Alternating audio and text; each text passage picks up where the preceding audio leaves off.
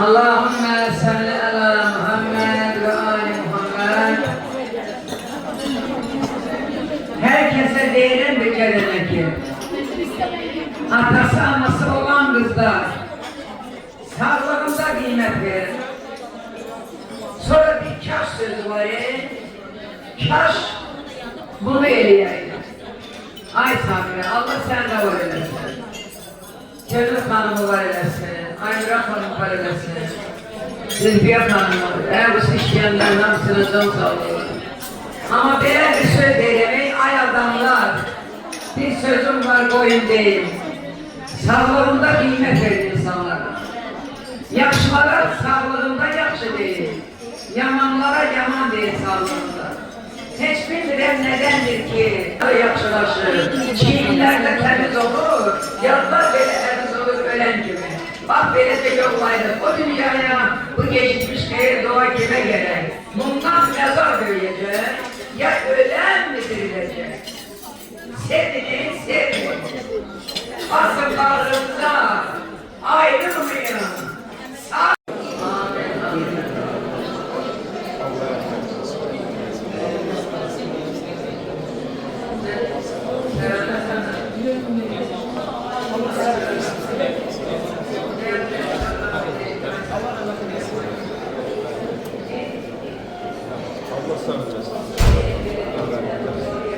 Allah o dünyası. Kaçak adamlar kaçak mı geçecek?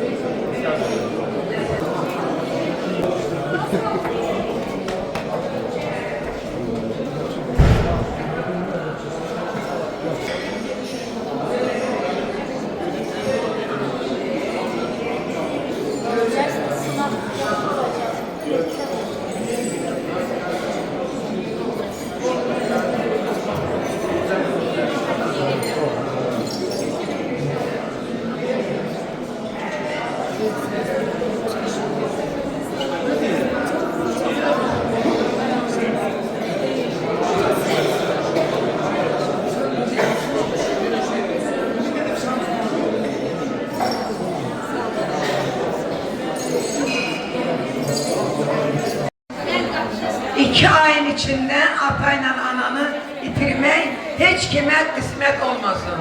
Amin.